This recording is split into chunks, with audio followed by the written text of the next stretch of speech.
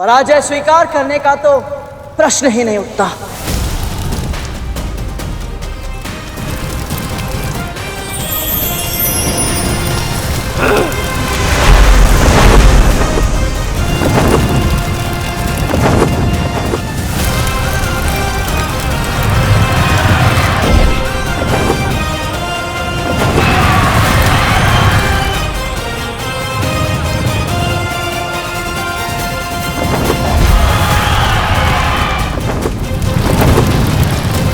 तापमान बढ़ रहा है।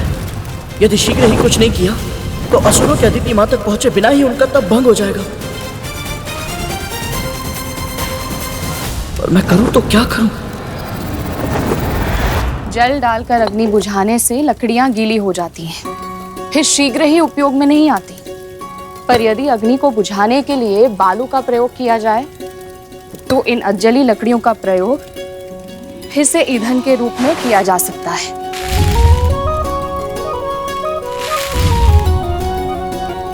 प्राकृतिक संसाधनों को व्यर्थ करना अनुचित है गरुड़।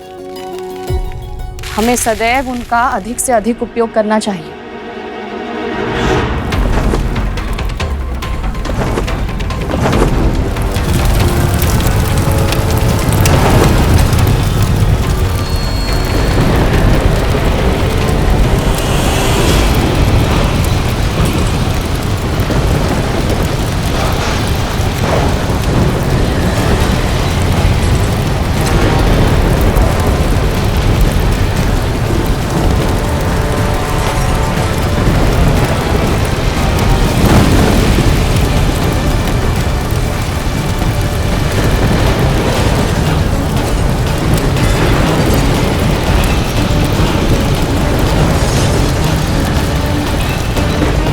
ये क्या हो रहा है?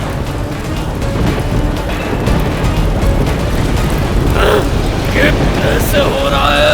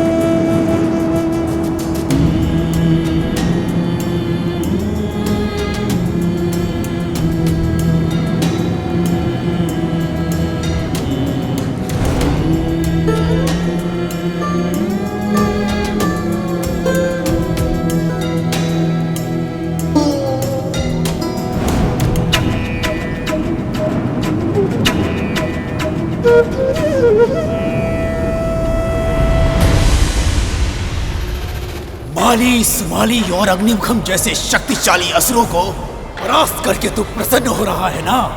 परंतु तेरी ये प्रसन्नता अधिक समय तक नहीं रहेगी करो। चाहे मुझे कुछ भी करना पड़े, कोई भी मूल्य चुकाना पड़े, परंतु मैं तेरी खींची हुई रेखा अवश्य पार करके रहूंगा।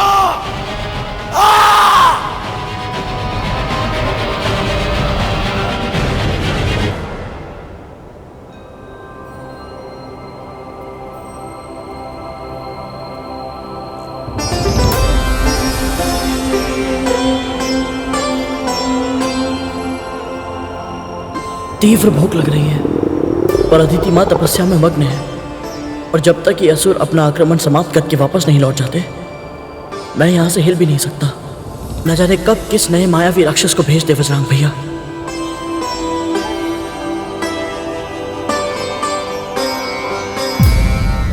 किसी भी विजय का सबसे बड़ा कारण होता है शत्रु के हृदय में उसका भय।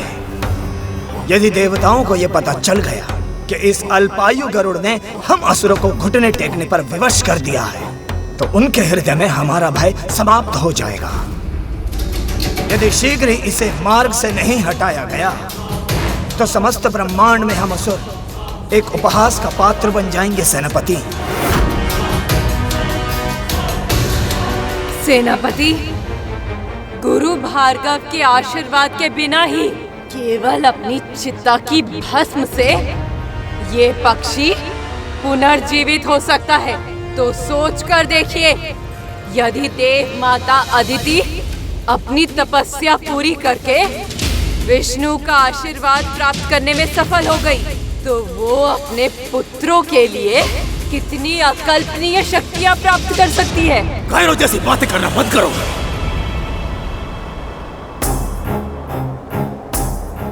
धक्का अवश्य लगा है हमारे प्रयासों को, परंतु हम अभी तक पराजित नहीं हुए। गरुड़ यदि अग्नि से जलकर नहीं मरा, इसका यह अर्थ नहीं है कि हम उसे मार नहीं सकते। स्मरण रहे, संजीवनी विद्या हम असुरों की शक्ति है, किसी पक्षी की नहीं। गजासुर, जाओ, अपने पैरों से उस गरुड़ को कुचल कर वापस आना। जो आज्ञा सेनापति। सिंहमुखम, तुम भी साथ जाओ और अपने नुकीले दांतों से उस पक्षी के मांस को फाड़ डालना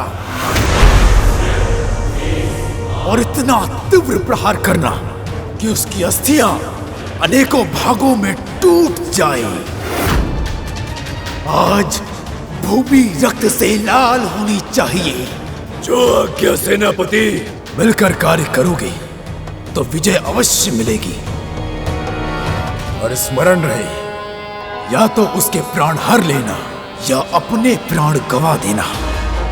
यदि बिना विजय के तुम वापस आए, तो मैं तुम्हारे जीवन को मृत्यु से भयानक बना दूंगा। जाओ।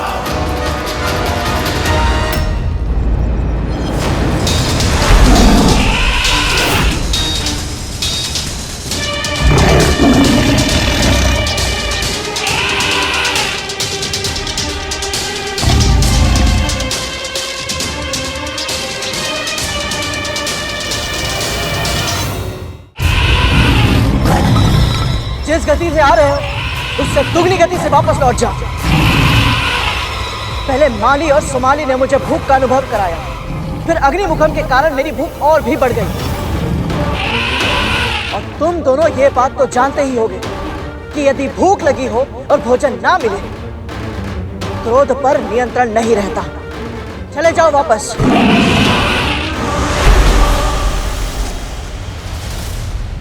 हमें बचा लो गरुड़, हमारे प्राणों की रक्षा करो।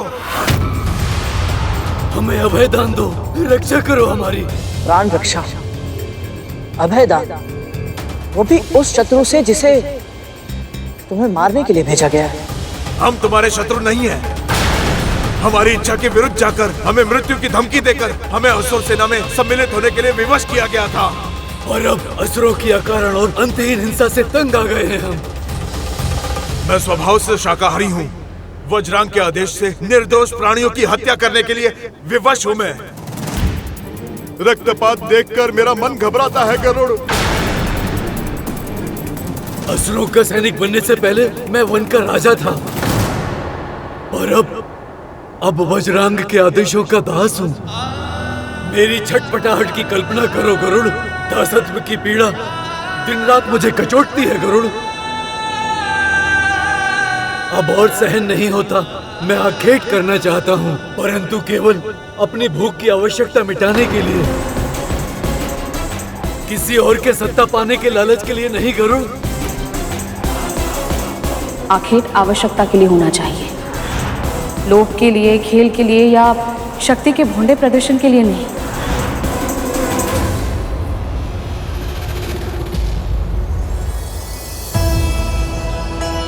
मेरी माँ ने भी मुझे यही सिखाया है। और आप दोनों ऐसा सोचते हैं, ये जानकर मुझे बहुत अच्छा लगा। पर बजरंग भैया की सेना में आप दोनों को रहना नहीं है, तो फिर ये बात आप उन्हें क्यों नहीं बता देते? क्योंकि वो कभी नहीं समझेंगे, हमारे प्राण ले लेंगे वो, या फिर ऐसा जीवन जीने पर विवश कर देंगे जो कि मृत्यु से भी भयानक होगा। हमें उनके अधीन हुए बहुत वर्ष हो गए, लेकिन आज तक ऐसा कोई योद्धा नहीं मिला जो उनको चुनौती दे सके। केवल आप ही हैं जो संजीवनी विद्या के बिना भी मृत्यु के द्वार से सकुशल वापस आए हैं। यदि समस्त संसार में कोई हमें वज्रांग के क्रोध और दंड से बचा सकता है, तो वो केवल तुम हो भाई गरुड़, केवल तुम।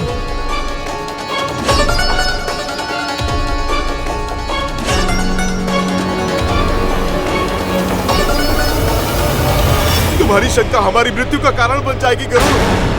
संदेह नहीं, सहायता करो, हमारे प्राणों की रक्षा करो, हमें बचा लो गरुड़। आप मुझसे बड़े हैं, उठिए, ये मेरे पैर मत छू। नहीं नहीं, मैं नहीं हटूंगा, चाहे तुम कुछ भी करो, कुछ भी बोलो, मैं अब ये पाँव नहीं छोड़ूंगा गरुड़। तुम में से कोई एक उसका ध्यान भंग करेगा और दूसरा उसी क्षण उस सीमा रेखा को पार कर अपना लक्ष्य प्राप्त करेगा।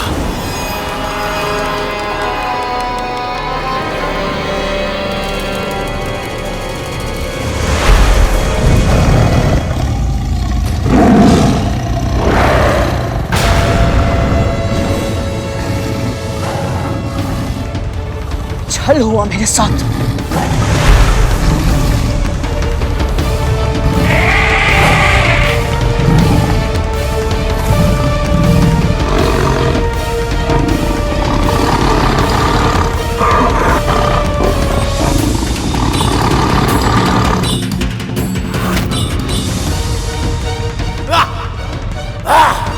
उत्तम, अति उत्तम गजासुर, जकड़ कर रखो उसे।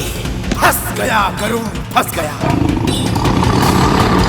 सिंहमुखम, तीव्र भागो, भागो।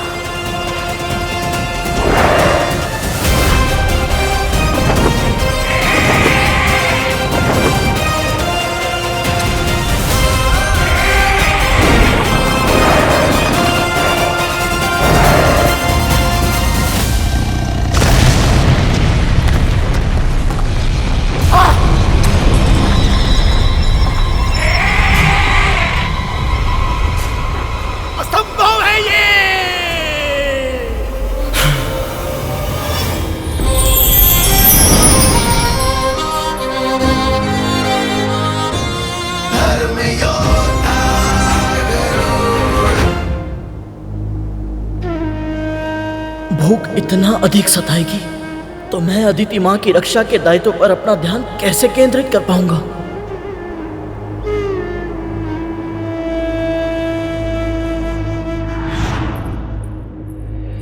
ले गरुड़, भूख लगी होगी ना? भर पेट भोजन करना। बढ़ते तन को पोषण की आवश्यकता होती है।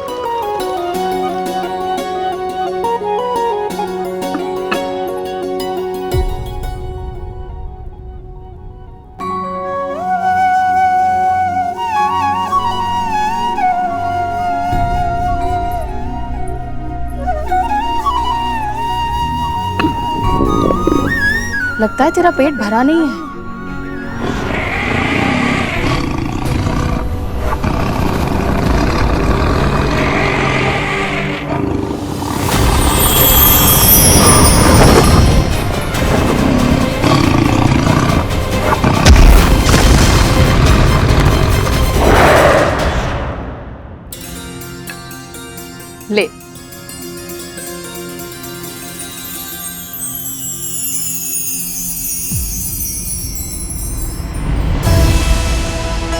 क्या हुआ?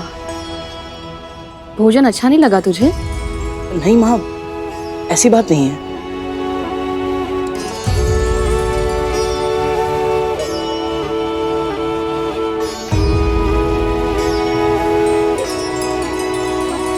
स्वाद तो अच्छा है और कद्रू दीदी को भी मेरे हाथ का भोजन स्वादिष्ट लगता है, तो तुझे क्यों नहीं अच्छा लग रहा? पता नहीं माँ, इस भोजन से मेरी भूख मिटती ही नहीं है। मैं जानता हूँ आप बहुत श्रम से, बहुत मन से मेरे लिए भोजन बनाती है, पर न जाने क्यों मुझे स्वाद ही नहीं आता माँ। और ये भोजन खाने का मेरा मन नहीं करता। मुंह खोल अपना, दिखा मुझे।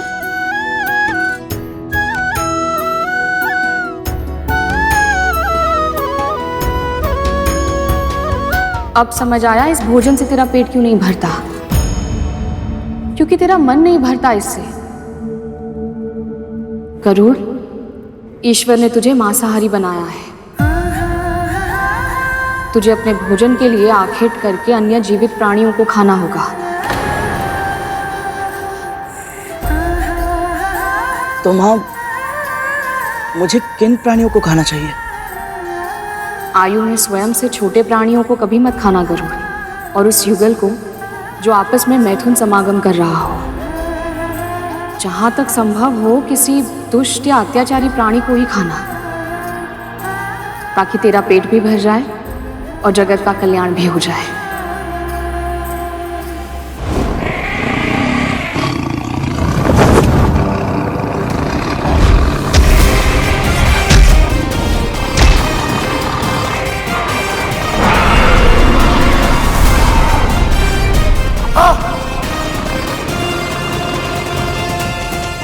असंभव है ये गजासुर को निकल गया।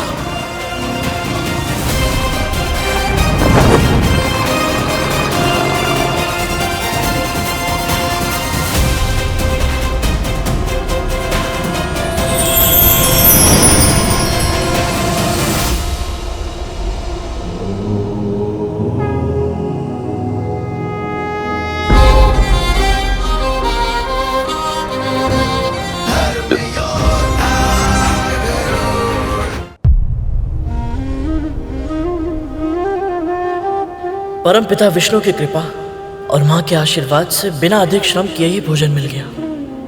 पर इसका अर्थ ये नहीं कि तू सो जाए गरुड़, तुझे पहरा देना है। प्रहरी का धर्म ज्ञात है ना, एक पल के लिए भी पलके झपकाने का अधिकार नहीं है तुझे।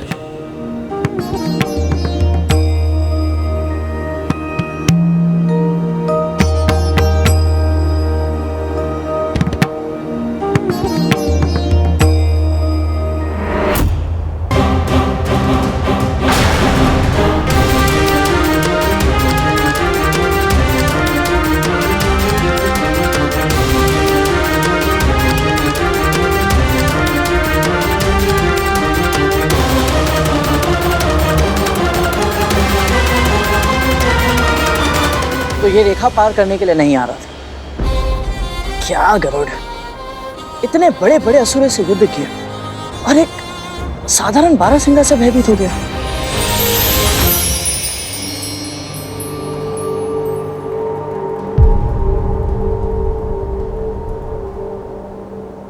प्रणाम बाबा। दीर्घायु भव पुत्र। यहाँ किसी बारहसिंगा को देखा है तुमने? हाँ, वो उस दिशा में गया है। लगता है बारहसिंगा मुझे दौड़ा दौड़ा कर मार देगा। क्या हुआ बाबा? इसके सिंग में मेरी अरणी अटक गई है और वो उसे लेकर के इधर उधर भागा फिर रहा है। ना वो उसे स्वयं निकाल पा रहा है और ना मुझे निकालने दे रहा है। अब तुम ही बताओ पुत्र, मैं अरणी के बिना यज्ञ कैसे करूंगा? और जब यज्ञ नहीं करूंगा तो अन्न जल कैसे ग्रहण करूंगा? लगता है आज मेरे प्राण ही निकल जाएंगे। नहीं नहीं बाबा, ऐसा मत कहिए। कोई ना कोई उपाय तो अवश्य होगा। हाँ हाँ, है एक उपाय। यदि तुम मेरी सहायता करना चाहो तो तुम एक पक्षी हो और तुम उड़ के उसे ढूंढ सकते हो और तुम मेरी अरणी वापस ला सकते हो। बोलो पुत्र, तुम इस असहाय वृद्ध ब्राह्मण की सहायता करने का उपकार करोगे ना?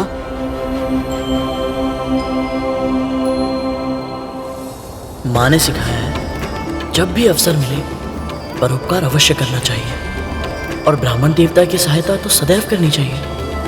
पर यदि मैं इनकी अरणी लेने चला गया तो मैं अदिति माँ की तपस्या की रक्षा कैसे कर पाऊंगा?